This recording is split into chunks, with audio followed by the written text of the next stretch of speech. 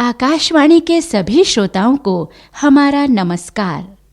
गुरुदेव रवींद्रनाथ टैगोर के प्रसिद्ध उपन्यास गोरा पर आधारित रेडियो धारावाहिक गोरा में आपका स्वागत है। आज आप सुनेंगे इस धारावाहिक की तीसरी कड़ी। अब तक आपने सुना कि परेश चंद्र भट्टाचार्य के दुर्घटनाग्रस्त होने के कारण विनय और सुचरिता की पहली मुलाकात होती है। वो दोनों कलकत्ता के एक ही मोहल्ले के रहने वाले हैं।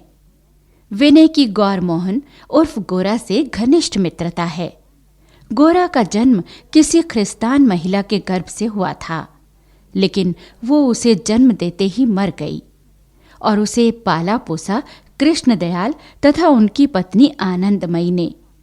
गोरा भी उन्हें ही अपने माता पिता मानता है। वो अपने जन्म की कथा को नहीं जानता। गोरा हिंदू धर्म का प्रबल समर्थक है। वो हिंदू समाज तथा सारे भारतवर्ष में सामाजिक जागरूकता लाना चाहता है। इसी संबंध में उसकी अपने मित्र विनय बाबू से भी बहस होती रहती है। इधर विनय परेश चंद्र के पुत्र सतीश के कहने पर उनके घर चला जाता है। वहीं उसकी मुलाकात सुचरिता से होती है और जाति व्यवस्था पर बहस भी होती है। बीच बीच में गोरा का जिक्र भी आता रहता है। विनय सुचरिता के तर्कों के सामने स्वयं को निरुत्तर अनुभव करने लगता है। आइए सुनते हैं इससे आगे।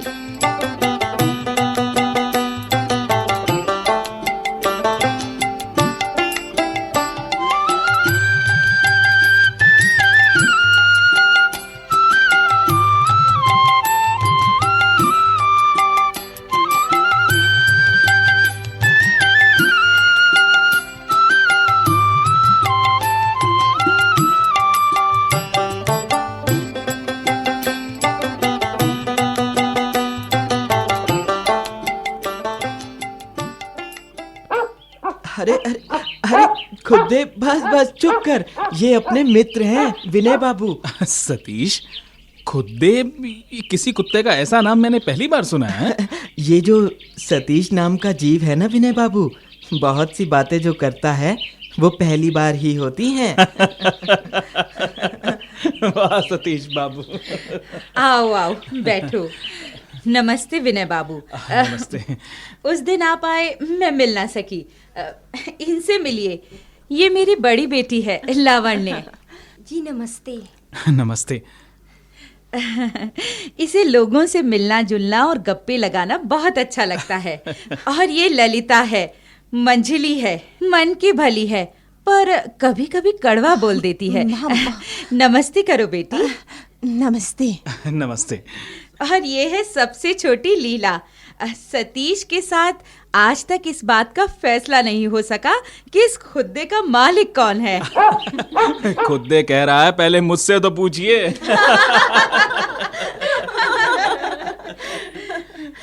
नमस्ते परेश बाबू। नमस्ते बेटा, नमस्ते। भाई उस दिन अगर ये ना होते तो चोट लगने के बाद जाने मैं किस अस्पताल में होता। छोड़िए भी बाबूजी। आप कॉलेज में पढ़ते हैं। ये सुधीर है ना, ये भी बीए कर रहा है। अच्छा जी, मैं एमए कर चुका हूँ। अरे भाई जलपान की व्यवस्था करो। अभी लाई जी, अभी लाई।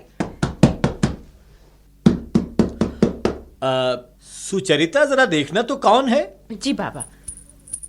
बाबा कोई युवक है। युवक? बुला लो। आप कहिए किससे मिलना है। जी मेरा नाम गोरा है। परेश बाबू हैं क्या? गोरा? अरे गोरा यहाँ कैसे? जी परेश बाबू हैं। आइए ऊपर आ जाइए। जी जी सबको नमस्कार। नमस्कार। नमस्कार। मैं कृष्ण दयाल जी का पुत्र। अरे विनय, तुम यहाँ? हाँ, आओ मैं सबसे मिलवा दूं। ये है परेश चंद्र भट्टाचार्य। ये है इनकी पत्नी वरदा सुंदरी, और ये है इनकी बेटियां सुचरिता, लावण्य, लीला और ललिता, और ये है इनका बेटा सतीश। अरे हाँ, मैं इसका नाम तो भूल ही गया। हाँ, इसका नाम है खुद्दे। गोरा बाबू, ये आपके माथे पर मिट्टी? सुचरिता जी, स्टीमर में आते वक्त एक अंग्रेज से बहस हो गई थी, बस वही। तो आपने माथे पर मिट्टी लगा ली? ये तो गंगा की मिट्टी है, पवित्र। हाँ, तो मैं कह रहा था, ये अंग्रेज हिंदुस्तानियों को कुछ नहीं समझते। जाहिलों से भी बड़े जानवर हैं ये। हमें अपना गुलाम समझते। दिल नाम की कोई चीज इनके पास है ही नहीं। अरे खैर छोड़िए, ये बताइए कैसे आना हुआ? जी, वो पिताजी ने कहा कि आपसे मिलूं। क्या हाल है कृष्ण दयाल जी के? जी, वो बिल्कुल ठीक है। और हमारी भाभी आनंदमयी? जी, वो भी ठीक है। हम दोनों की कॉलेज में अलग ही जोड़ी थी। लोग हमें काला पहाड़ कहते थे। अच्छा। हम किसी की भी नहीं सुनते थे। कबाब खा खा कर सोचते थे कि हिंदू समाज का सुधार कैसे हो। कितने भले दिन थे वो। अच्छा बेटा, आजकल क्या कर रहे हैं वो? जी, बस पूजा अर्चना कीर्तन। पहले वो ब्रह्म समाजी नहीं थे क्या? जी थे, मैं भी था, पर अब तो अब आप साकार उपासना में विश्वास रखते हैं? जी हाँ। लाज नहीं आती? क्यों आएगी लाज? ईश्वर साकार कैसे हो सकता है? बिना आकार के उपासना संभव नहीं है। और फिर आकार को गाली देने से वो मिट नहीं जाएगा। लेकिन आकार की एक सीमा होती है गोरा, और ईश्वर तो असीम है। असीम को सीमा से कैसे बांधा जा सकता है? असीम अपने आप को प्रकट करने के लिए ही सीमा का सहारा लेता है। जो प्रकट नहीं, वो पूर्ण भी नहीं। अच्छा, वो कैसे? जैसे वाक्य में भाव। मैं समझी नहीं। देखिए, मैं समझाता हूं। वाक्य प्रकट है, लेकिन उसमें समाहित भाव दिखता नहीं है। उसे मन बुद्धि से अनुभव किया जा सकता है। वही बात ईश्वर के साथ भी है। यानी आकार निराकार से अधिक महत्वपूर्ण है? देखिए, निराकार की सार्थकता अगर पूर्ण होती तो आकार को कहीं स्थान न मिलता। जैसे अंडा पहले हुआ या मुर्गी की बहस कभी खत्म नहीं होती, इसी तरह से ईश्वर निराकार है या साकार, इस बहस का भी कोई अंत नहीं है। लो भाई, चाय आ गई। पहले चाय पी लेते हैं और फिर तय करते हैं कि ईश्वर निराकार है या साकार। भाई, चाय इधर रख दो। विनय बाबू, आप क्या कहते हैं? मेरी समझ से तो मतामत कुछ नहीं होते।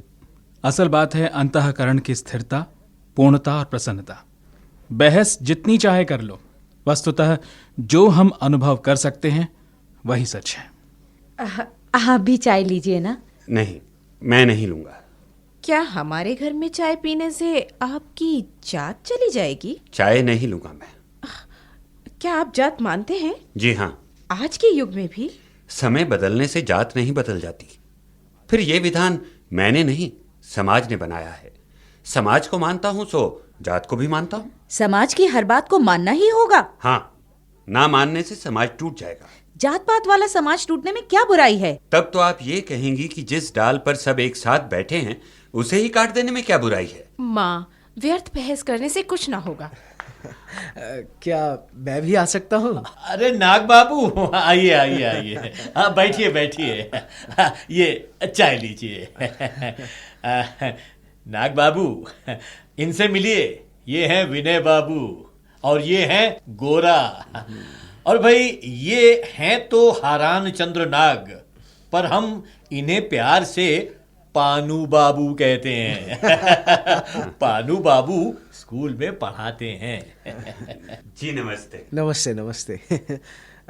ये लीजिए बाबा, ये कुछ गरम गरम मूंगफली नीचे बेच रहा था। अरे चाय के साथ मजा लीजिए। अच्छा, लाओ लाओ। गौरा बाबू को तो मैं अच्छी तरह जानता हूँ। अच्छा। हाँ, एक समय ये ब्रह्म समाज के बड़े उत्साही सदस्य थे। बाद में सनातनी हो गए। नाग बाबू, ये मेरे विश्वास की बात है। आप तो जिस तिस के बारे में कुछ भी कहते रहते। क्यों? किस किस के बारे में मैंने क्या क्या कहा? कभी सनातनी को कोसते हैं, कभी बंगाली को, और कभी जो कहता हूँ डंके की चोट पर कहता हूँ गोरा बाबू। बंगाली किसी भी क्षेत्र में आगे नहीं है। जानते हैं आप, अभी 2 बंगालियों ने सिविल परीक्षा पास की है। तो आपकी राय सचमुच अगर यही है कि 2 बंगालियों के सिविल परीक्षा पास करने से बंगालियों का बहुत नाम हो जाएगा, तो आप बहुत गलत सोचते हैं। मैं अब भी यही कहता हूं कि ये बंगाली किसी भी क्षेत्र में आगे नहीं है। और मेरी बात सुनकर भी आप यहां चैन से किस लिए बैठे हैं? या तो ये कलंक मिटाइए या अपनी बात वापस लीजिए। मैं आपकी बात का जवाब नहीं देना चाहता। क्यों? सच्ची बात कहने में कैसा डर?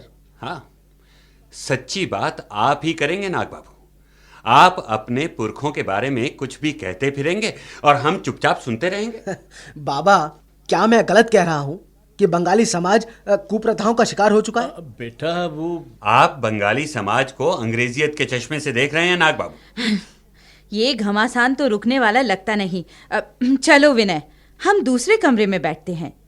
हाँ नाग बाबू और गोरा बाबू, जब आप किसी नतीजे पर पहुंच जाएं तो हमें भी बता दें। चलो बेटी। लावण्य, तुम अपनी कविता की कॉपी विनय बाबू को दिखाओ। चलो भाई चलो। लो भाई, महिलाएं तो गईं। गोरा, इस बहस का अंत ना होगा। जी, पर आक्षेपों का जवाब तो देना होगा। हाँ, वो तो ठीक है। अरे भाई, कृष्ण दयाल जी मेरे भाई के बराबर हैं, तो स्नेहवत तुम भी मेरे पुत्र ही हुए। उनसे बचपन की दोस्ती है मेरी। बचपन की दोस्ती तो बस धमनियों में बस जाती है। अरे उन्हें भी लाओ कभी यहाँ। जी।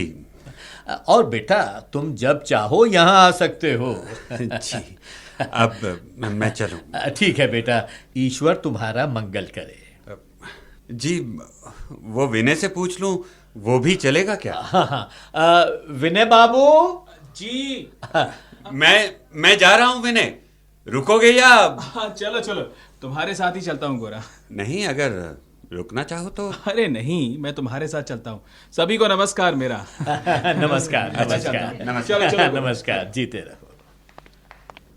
अरे गोरा, जरा धीरे चलो भाई, मेरी टांगे तुम्हारी टांगों से लंबी नहीं हैं। मैं अकेले ही चलना चाहता हूं विनय। गोरा, क्या हो गया है तुम्हें? मैं कुछ सोचना चाहता हूं। तो मुझे क्यों बुलाया? शिष्टाचारवश। और अब क्या कर रहे हो तुम? हाँ, मुझे विश्वास था तुम मेरे साथ नहीं आओगे। वो क्यों? वो इसलिए कि परेश बाबू के परिवार में तुम्हारी दिलचस्पी पैदा हो गई है। गोरा, और वो नाग बाबू समझता क्या है अपने आप को? मैंने ब्रह्म समाज छोड़ दिया तो छोड़ दिया, इसमें उसे तकलीफ क्यों होनी चाहिए? और फिर तुमने भी तो मुझसे बात छिपाई। कौन सी बात? यही कि तुम पहले भी परेश बाबू के घर आते जाते हो। देखो गोरा, ना छिपाई ना जरूरत थी। आज मैं उनके घर पहली बार गया था। लगता है अब आना जाना लगा ही रहेगा। हाथ पांव तो तुम्हारे भी हैं। तुम भी वहां जाओगे तो कोई रोकेगा नहीं तुम्हें। मैं जाऊंगा तो लौट भी आऊंगा, लेकिन विनय, तुम गए तो बस गए, लौट नहीं पाओगे। खैर, चाय कैसी लगी? थोड़ी कड़वी तो थी। फिर पी क्यों? ना पीना और भी कड़वा लगता। यानी शिष्टाचार के लिए कोई नियम कायदा टूटता भी है तो टूटे। हमेशा नहीं गोरा, पर समाज के साथ हृदय की ठन जाए तो मैं हृदय की बात सुनूंगा। और जब घर परेश बाबा का हो तब तो हृदय की ही सुननी चाहिए। गोरा, तुम व्यंग्य कर रहे हो। व्यंग्य नहीं कर रहा हूं विनय, सत्य कह रहा हूं मैं। जिस राह पर तुम जाना चाहते हो उससे समाज का, देश का कोई भला नहीं होगा। गोरा, एक प्याला चाय पीने या ना पीने से देश और समाज का भला या बुरा जुड़ा हुआ नहीं है। माँ और पुत्र के बीच या फिर इंसान और इंसान के बीच के स्नेह को यूं तो आका नहीं जा सकता ना। विनय बाबू, ये सब दलीलें मैं भी जानता हूं। मैं एक प्याला चाय को लेकर बहस नहीं कर रहा, बल्कि मैं तो समाज की व्यवस्था को लेकर बहस छेड़ना चाहता हूं। चाय का प्याला पीने से पहले समाज में एकात्म भाव आना बहुत जरूरी है। एकात्म मिलने जुलने से ही तो आएगा ना। शायद मैं अपनी बात अभी तुम तक पहुंचा नहीं पा रहा हूं। चलो घर चलकर बैठते हैं, वहां अविनाश भी आता होगा, वहीं गप लगाते हैं। आओ चलो।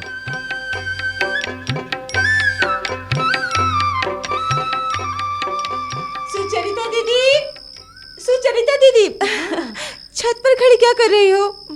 बनते बिगड़ते बादल देख रही थी। झूठ, कुछ सोच रही हो? हाँ।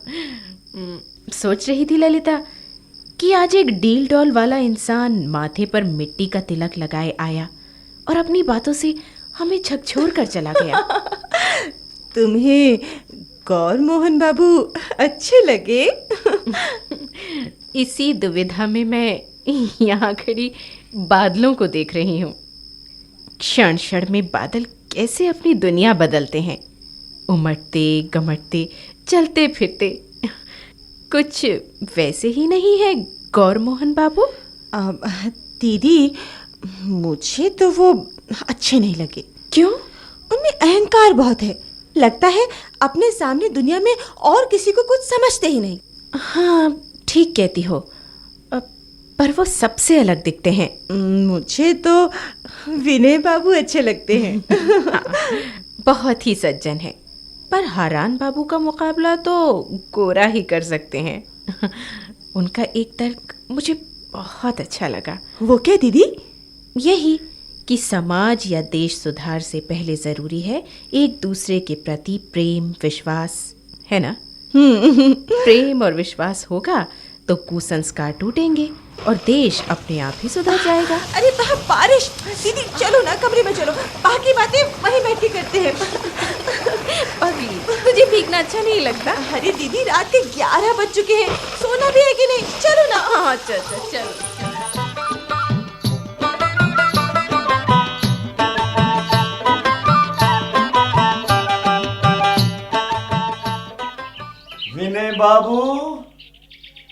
विनय बाबू हैं क्या? अरे महिम दादा, आइए आइए, ऊपर आइए ना। हाँ, आ रहा हूँ। भारी शरीर है, धीरे धीरे ऊपर चढ़ेगा। अच्छा, ऐसा करता हूँ कि मैं ही नीचे आता हूँ। हाँ, अरे नहीं नहीं, मैं आ रहा हूँ। हाँ, मोटापा है, भारी शरीर है। चढ़ गया बस। आइए आइए आइए। कैसे हो विनय बाबू? पहले बैठिए दादा, पहले आराम से बैठिए। आज इधर कैसे?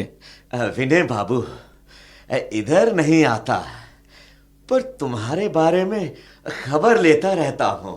अच्छा, क्या लेंगे आप बताइए। ये पंखा दो।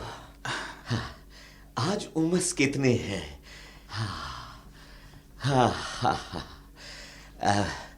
मैं जानता हूं विनय बाबू, तुम्हारे घर पर तंबाकू न मिलेगा और लेने के लिए जाना भी नहीं। तुम पानी पिला दो बस। हाँ। अच्छा, ये लीजिए। ले आए, लाओ। हाँ।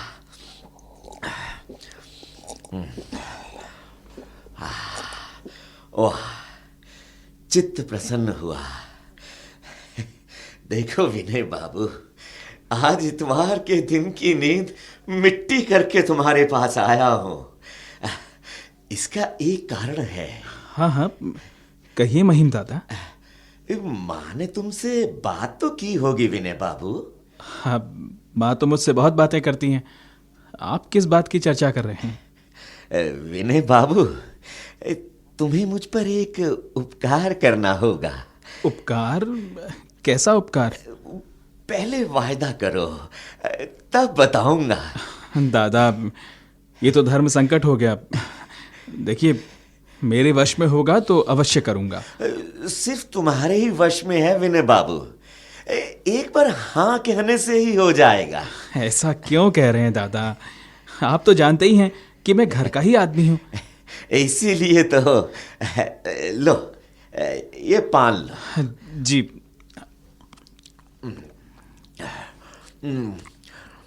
मेरी बेटी शशिमुखी को तो तुम जानते ही हो। जी जी। देखने सुनने में बुरी नहीं, बिल्कुल अपने बाप पर गई है। सयानी हो गई है। बस उसी की चिंता में रात भर नींद नहीं आती। अभी तो समय है दादा। घबराते क्यों हो? तुम किसी लड़की के बाप होते तो पूछता। उम्र तो बढ़ती जाती है, लेकिन पात्र तो अपने आप नहीं आता। अब तुम आसरा दो विनय बाबू, तो मेरी चिंता दूर हो। महिम दादा, मेरी तो कलकत्ता में बहुत लोगों से जान पहचान है नहीं, फिर भी खोज कर देखूंगा। शशि मुखी का स्वभाव तो तुम जानते ही हो विनय बाबू। हाँ हाँ दादा, छुटपन से उसे देख रहा हूं मैं। तब फिर बाहर खोजने की क्या जरूरत है विनय बाबू? मैं तो उसे तुम्हारे हाथों में ही सौंपूंगा। हाँ। दादा, ये क्या कह रहे हैं आप? हैं? क्यों, कुछ गलत कहा क्या? देखिए, मैंने तो विवाह के बारे में सोचा ही नहीं अभी तक, और फिर अभी शशिमुखी की उम्र ही क्या है? वही तो कहा, ताड़ हुई चली जा रही है। विनय बाबू, तुम कुछ दिन रुकने को कहोगे तब भी ठीक है। देखिए दादा, वो बात नहीं है। तो क्या कुल की बात है? भाई, अब तुम जैसे पढ़े लिखे युवक भी कुल जाति की बात करेंगे, कैसे चलेगा? अच्छा दादा, मुझे सोचने का समय दीजिए आप। अरे, तो मैं कौन सा आज मुहूर्त निकलवा रहा हूँ? घर के लोगों से भी बात करनी। हाँ, घर के लोगों की भी राय लो, पर अंतिम निर्णय तो तुम्हें ही करना है ना। बस ये समझ लो कि तुम्हारी हाँ से मैं गंगा नहा लिया। हाँ, मैं चलूंगा विनय बाबू। जी नमस्कार। हाँ, जीते रहो बेटा, नमस्कार। हाँ। ये महिम दादा को क्या सूझा? कहीं उन्होंने मन ही मन बात पक्की हुई ये तो नहीं मान लिया? इस बारे में गोरा से बात करनी होगी, वहीं चलता हूं। विनय बाबू। अरे सतीश, तू इस समय यहाँ? हाँ, क्यों? मैं इस समय यहाँ नहीं हो सकता? हाँ, क्यों नहीं हो सकता? अच्छा, आप इतनी तेजी से कहाँ भागे जा रहे हैं? हाँ, वो अपने दोस्त के घर। अपने दोस्त के घर जा सकते हैं, परंतु हमारे घर नहीं। सतीश, अच्छा ये बताओ कि तुम कहाँ जा रहे थे? मैं तो आपके पास ही आया था। कोई खास काम? है ना, रंगून में मेरे मामा रहते हैं, उन्होंने वहां से फल भेजे हैं। ये देखो, आपके लिए लाया हूँ। अरे वाह, बड़ा सुंदर फल है। क्या नाम है इस फल का? इसका मैंगोस्टीन। मैंगोस्टीन।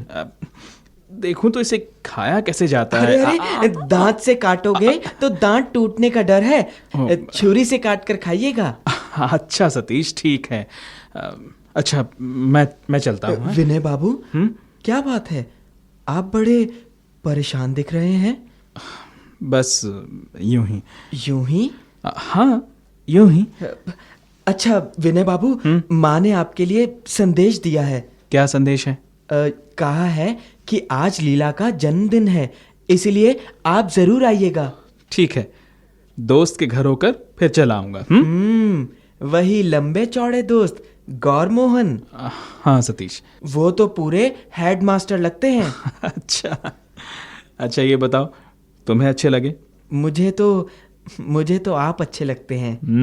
मुंह पर प्रशंसा। लगता है तुम्हें मुझसे कोई मतलब है। है ना, आप मेरे साथ ही मेरे घर चल रहे हैं। बस कह दिया सो कह दिया, अब इनकार ना कीजिएगा। अच्छा, चलो बाबा, गोरा के यहाँ फिर कभी चला जाऊंगा। अब तुम्हारी बात तो मुझे माननी पड़ेगी ना। चलिए।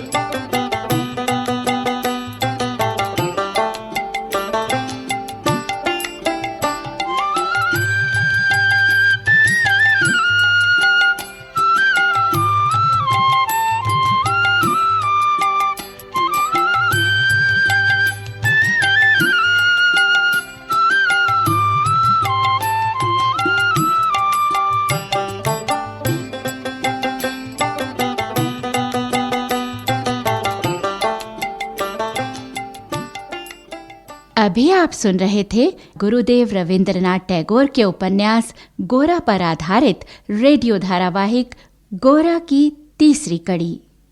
इसका निर्देशन किया दीपक त्रिपाठी ने। रेडियो नाट्य रूपांतर किया प्रताप सहगल ने।